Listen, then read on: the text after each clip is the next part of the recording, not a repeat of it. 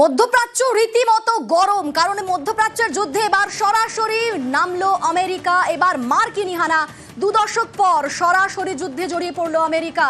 ইরানের সফল অপারেশন মার্কিনী বিমানের 3টি পরমাণু কেন্দ্রে হামলা। 3টি পরমাণু কেন্দ্র রীতিমতো গুঁড়িয়ে দিল মার্কিন বিমান। ফোর্দো, নাতানজ, ইস্পাহানেতে মার্কিনী হানা তছনছ। ইরানের 3টি পরমাণু কেন্দ্র, আর তারপরে এই রীতিমতো দেওয়ালে পিঠ থেকে যাওয়ার মতো অবস্থা ইরানের। যদিও পাল্টা শুরু করেছে ইরান। ইসরায়েলের রীতিমতো ধ্বংসের ছবি। ইসরায়েলে একের পর এক মিসাইল হামলা চালাচ্ছে ইরান। তেল আভিভ সহ ইসরায়েলের যেগুলো গুরুত্বপূর্ণ জায়গা সেগুলি এই মুহূর্তে ইরানের টার্গেটে। রীতিমতো ধ্বংসের ছবি সামনে আসছে। অর্থাৎ সব মিলিয়ে মধ্যপ্রাচ্য রীতিমতো উত্তপ্ত হয়ে রয়েছে।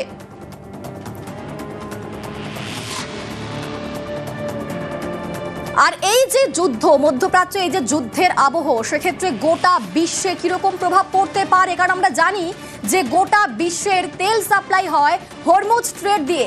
আর ইরান এবার হুঁশিয়ারি দিয়েছে এই সংঘাতের মধ্যেই যে হরমুজ স্ট্রেট বন্ধ করে দেওয়া হবে। ইরানের এই হুঁশিয়ারি গোটা বিশ্বের জন্য কতটা আশঙ্কার? আমাদের সঙ্গে এই মুহূর্তে রয়েছেন অর্থনীতিবিদ অনির্বাণ দত্ত।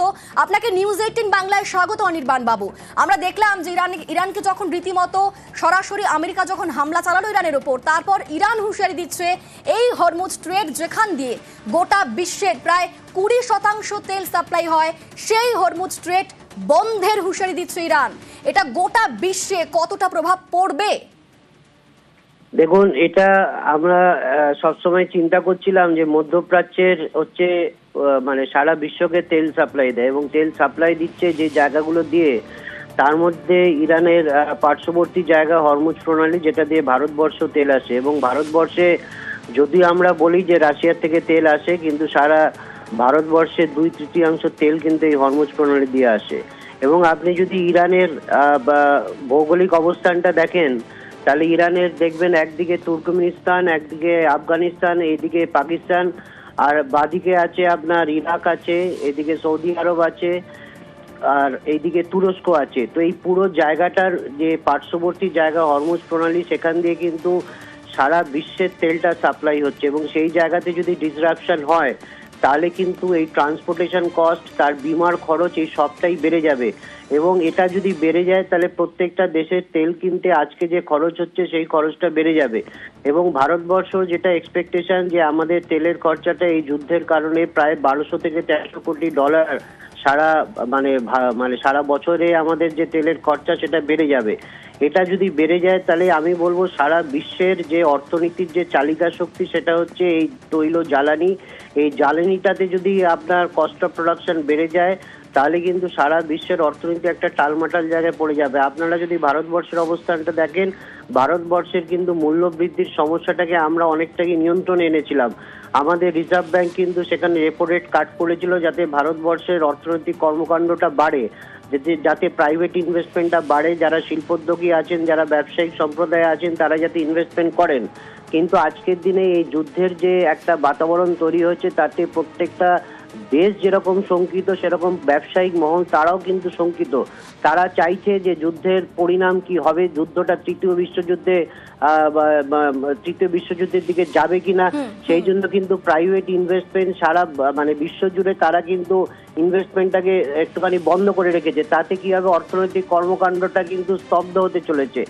এটা আমি বলবো, যুদ্ধ করবার যেরকম একটা খরচ আছে, যুদ্ধের ক্ষয়ক্ষতিটাকে নিবারণ করবার জন্য কিন্তু আবার খরচ বাড়বে। এবং ওপেক কান্ট্রিজ যেটা আছে, ইরান কিন্তু ওপেকের মধ্যে আছে, এবং ওপেক প্লাসের মধ্যে রাশিয়াও আছে, ইরানও আছে। এবং এই ওপেক এবং ওপেক প্লাস এই কান্ট্রিগুলো যদি তেলের খরচাটাকে বাড়িয়ে দেয়, তাহলে কিন্তু তেলের দামটা বেড়ে যাবে। এবং তেলের দাম বেড়ে গেলে সারা বিশ্বের অর্থনীতি কিন্তু একটা নতুন অভিঘাতে প্রবাহিত হবে। ভারতবর্ষ তার বাইরে যাবে না।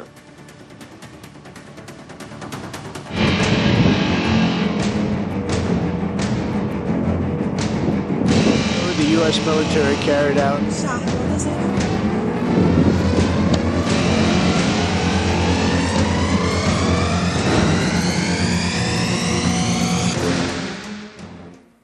তারই পাশাপাশি অন্যান্য খবরের দিকেও নজর রাখতে হচ্ছে। নজর রাখবো রাজারহাটের দিকে। রাজারহাটে আবারও পুকুর ভরাটের অভিযোগ উঠছে।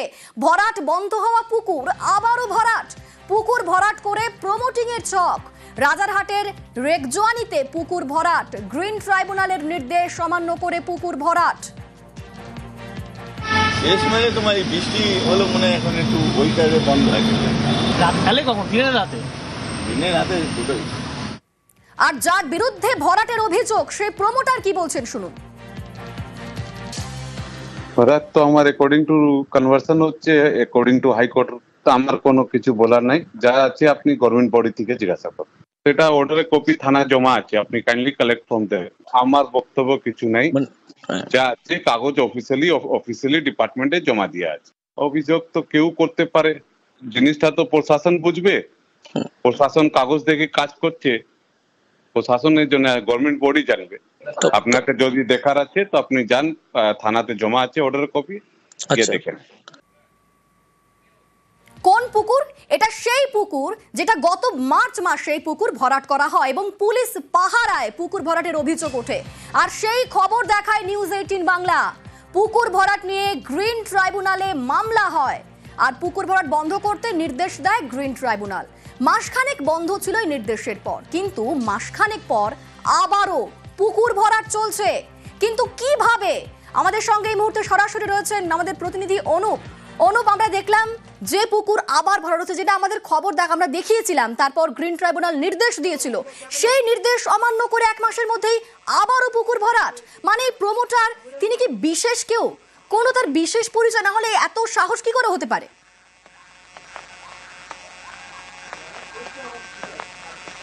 একেবারে গত মার্চ মাসে কিন্তু আমরা এই খবর সম্প্রচার করেছিলাম নিউজ 18 বাংলা। তারপরে গ্রিন ট্রাইব্যুনালে একটি মামলা হয়েছিল এবং সেখানে কিন্তু বলা ছিল একেবারে স্পষ্টভাবে কোনোভাবে কিন্তু একেবারে পুকুর যে ভরাট বন্ধ করতে হবে এমনটা নির্দেশ ছিল এবং সেই নির্দেশ অমান্য করেই দেখা গেল তার পরবর্তীতে আবারও সেই পুকুর ভরাটের কাজ শুরু হলো।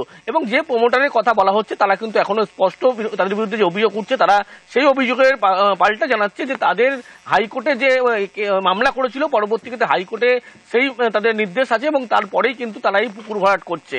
এবং অন্যদিকে যে প্রমোটারের কথা বলা হচ্ছে, এলাকার মানুষ বারবার তারা বিক্ষোভ দেখিয়েছিল, বারবার যারা জমি মাটি মাফিয়া ছিল, যারা এখানে মাটি ভেজার কাজ করে তাদেরকে তাড়া করতে দেখা গেছিল এবং বারবার সোচ্চার হয়েছিল। কিন্তু তারাই জানাচ্ছে এই প্রমোটারের মাথায় কিন্তু একেবারে প্রভাবশালী ব্যক্তির হাত রয়েছে, না হলে এইভাবে দিনের বেলায় পুকুর কোনোভাবে কিন্তু ভরাট করতে পারে না।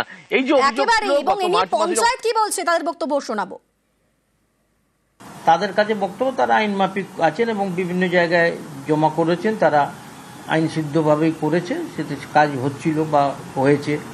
এবং যদি সেটা আইন সিদ্ধ না হয়, তার বিরুদ্ধে কোনো অ্যাকশানের নেওয়া থাকে, তা সত্ত্বেও যদি কাজ হয়, সেটা দেখার দায়িত্বটা প্রশাসনের নিশ্চয়ই হবে, নিশ্চিতভাবে প্রশাসন দেখবে।